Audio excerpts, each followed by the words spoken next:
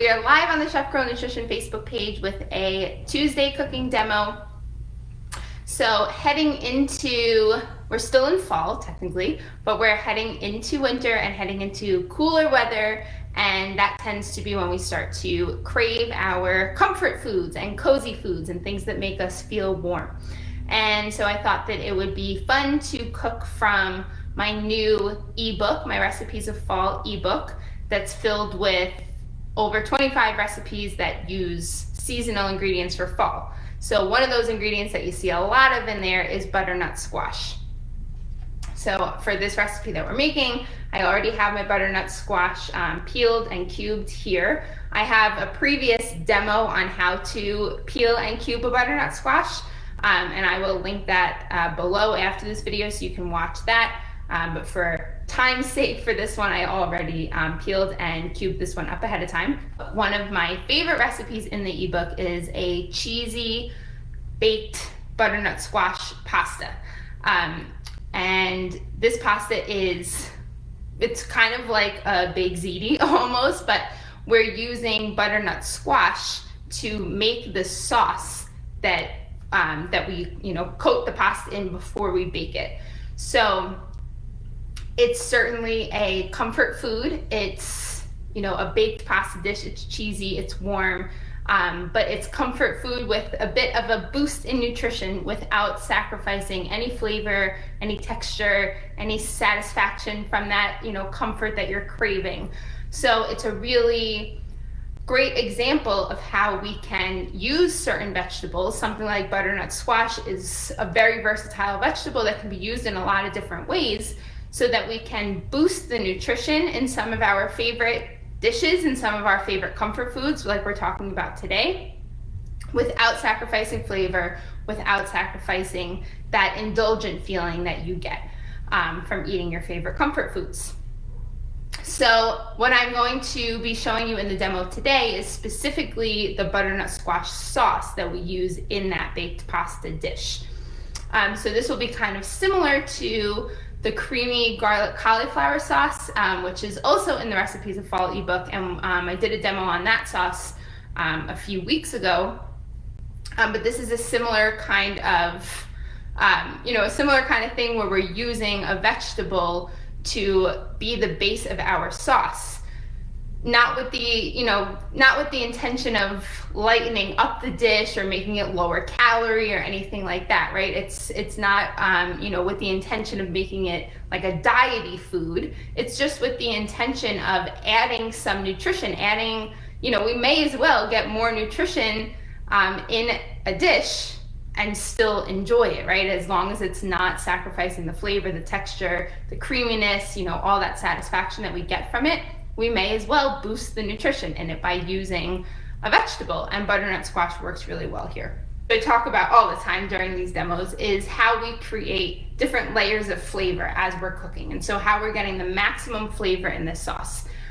Because using a vegetable, right, vegetables aren't, like butternut squash has its own sweet and delicious taste to it, but we definitely need to doctor it up a little bit to get that really savory, a savory and satisfying flavor. So we build the flavor as we go through the steps.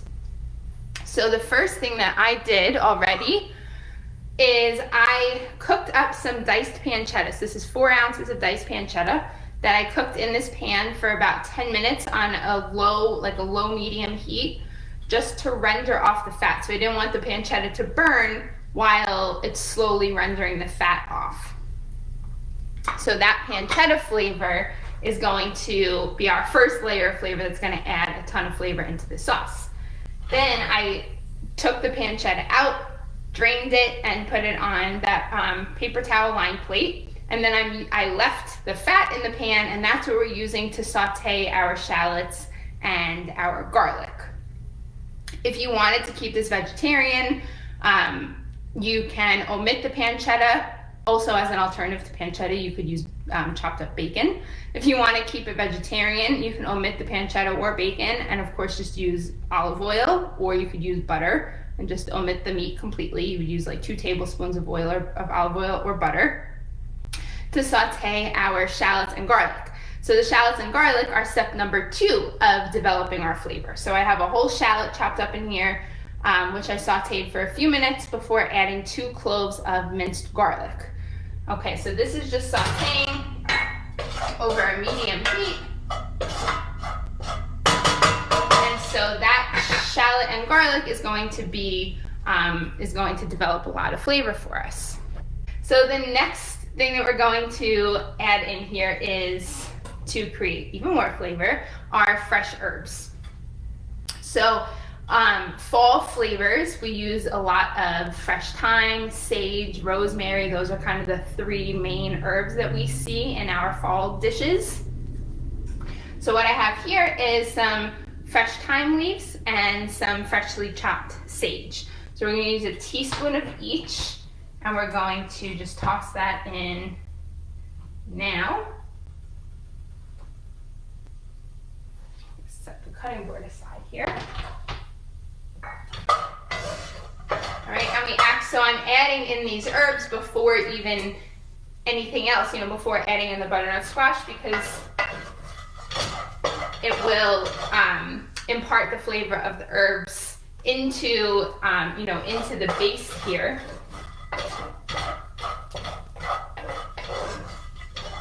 So we already have a lot of flavor from that pancetta, then from the shallots and the garlic, and now from our fresh herbs. You could alternatively, if you didn't have fresh herbs, you could use about 1/4 to 1/2 teaspoon of dried thyme and dried sage. Dried herbs are going to have a stronger flavor than fresh herbs, so you want to use less. So this is calling for a teaspoon each of fresh thyme and fresh sage. So you would want like 1/4 to 1/2 teaspoon of dried thyme and dried sage.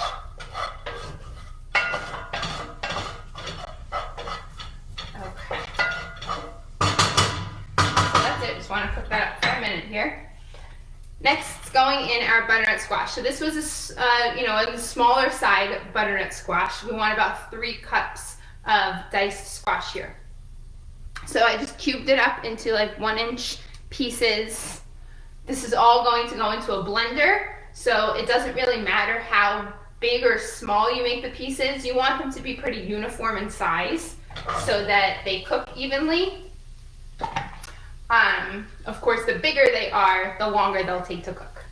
So we're just tossing the butternut squash in, and along with that, we're going to add about 1/2 teaspoon of salt. So just a real nice fat pinch of salt there.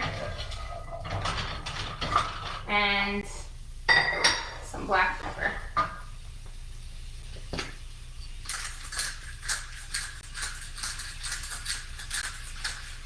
Okay, so now the salt and pepper is our next kind of layer of flavor here that we're adding.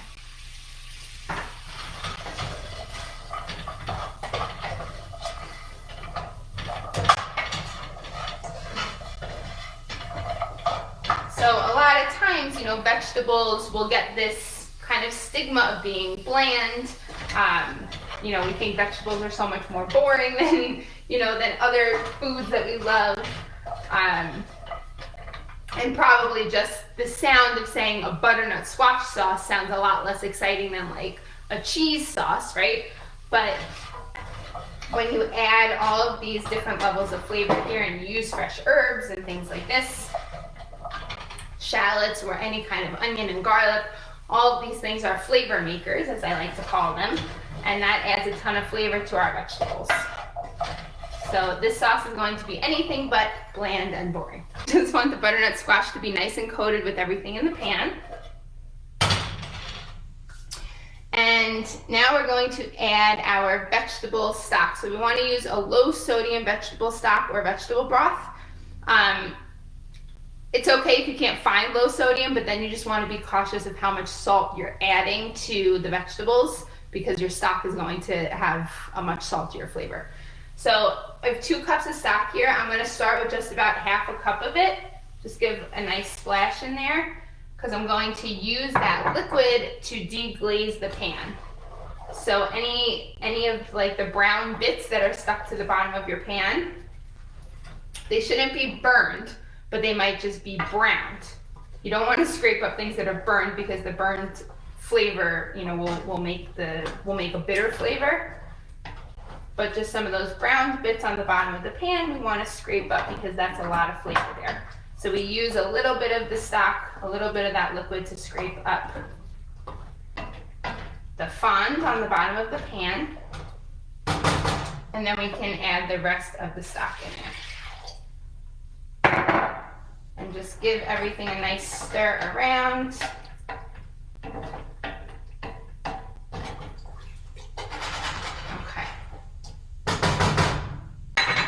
So this is what we're looking at now, just the squash and the stock. Put a lid on the pan.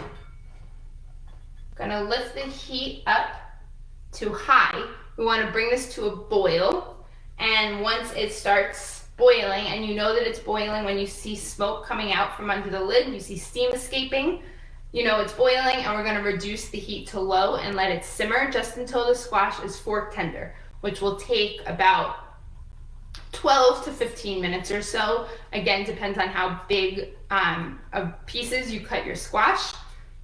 Once that's simmering, it's going to all get transferred into a blender, into a high-powered blender.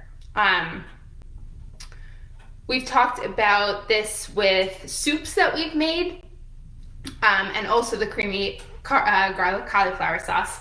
Whenever you are using a blender for hot liquid, whenever you're putting hot liquid into a blender, you do want to take some safety precaution. Just turning this here. You do want to take some safety precaution that you don't burn yourself, of course. So one thing, first off, is the size of your blender and how much liquid you have, how much is going into the blender. If it's too much, if it's like higher than like here, you don't want to go more than like 3/4, really like 2/3 of the way full, really. So if your blender is like filled to the top, you want to do it in 2 batches versus doing all of it in 1 batch. And what you can do if you're doing it in 2 batches, do the first batch, transfer it to like a large glass or metal mixing bowl, and then do your other batch and then mix it all together in that bowl. You just want to be careful that you're not, you don't want it to be filled too high because that hot liquid can explode out of the blender, and of course, other than creating a mess, you can get burned. The next point with the hot liquid is you want to leave the top of your blender, right? So the little plastic piece that might be on the top of your blender, you want to leave that off so that you can allow steam to escape from inside the blender. That way you don't get heat buildup in here that could potentially like blow the lid off. Again, it's just risk of you getting burned. So you definitely want to keep the top off to let some steam escape, and put a clean dish towel over the top of the blender to, you know, prevent any splashes and getting your kitchen dirty. So you just keep a clean dish towel over that hole, but it still allows for the steam to escape more than if you have that lid on there. Okay, so that's what we'll be doing once once the squash is tender. I don't think you can really see, but there is steam coming out of the pan now. So I'm gonna lower the heat and let this simmer. So let's check on the squash. So I've talked about fork tender a lot. We've been using that word a lot. And fork tender means that when we stick a fork into the vegetable, the fork goes through without any resistance. So you're not having to like really push it through. It's just going right through without any resistance. I'm using a little like skewer. It's kind of like a large toothpick. So you can use something like this as well, or you can use a fork. But that's what we're looking for with the squash, is that it is fork tender before we transfer it to the blender. Okay, so let's see. Pull up. Here, I'm gonna just show you this before I do that so you can see what's going on here. So we have some light bubbling. It's just at a nice simmer here. There we go. So that's what we are looking for. Okay. All right. So let me just pull up a piece of squash here and let's check it out. Okay, it's just about there. I'm gonna just give it another couple of minutes. You can really smell the fresh herbs. The sage and the thyme are really nice. They balance really well together. You could also use, you know, you can really kind of make, like I said, this dish, you know, I was making it seasonal for fall, using a lot of seasonal fall herbs, which, you know, sage and thyme kind of fall into that. But you could certainly use different kinds of herbs that you like. If you were using different dried herbs, you could put dried basil, dried oregano in this. Those would be really delicious. They would have a little bit more of like that Mediterranean kind of flavor to them. This ends up coming out with kind of like a Thanksgiving kind of flavor to it. And the pancetta, if you are using pancetta when you make this, the pancetta gets set aside until we're assembling the whole pasta dish. And once the sauce is done and it's getting mixed in with the pasta, this gets mixed back in with the pasta. So you do actually eat the pancetta in the baked pasta itself. Like I said, you can totally omit it. You can add different meat into the pasta if you wanted to, you know, add some more protein to it. Okay.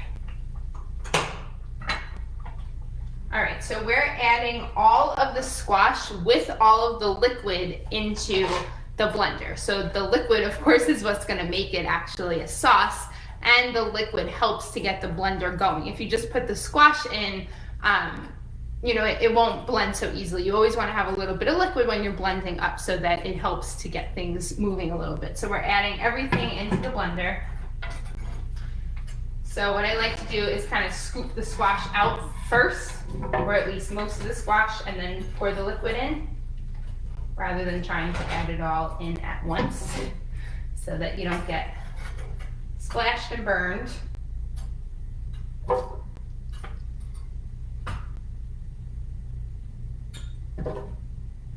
You can use this sauce, you know, in other ways too. It doesn't just have to be with this baked pasta.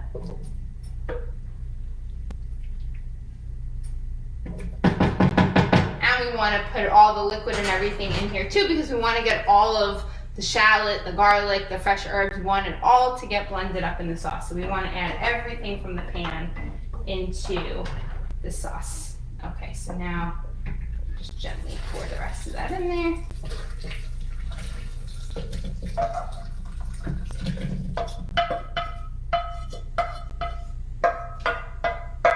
Okay. All right, so we have everything in our blender. Let me pull it up over here. All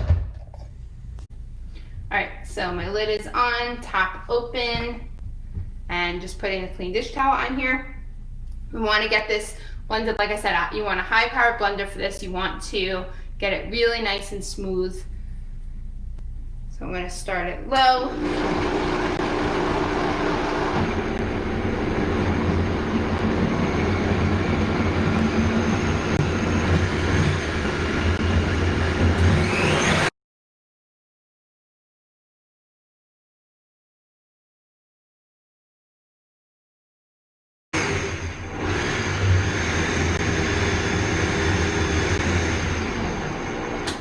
Okay.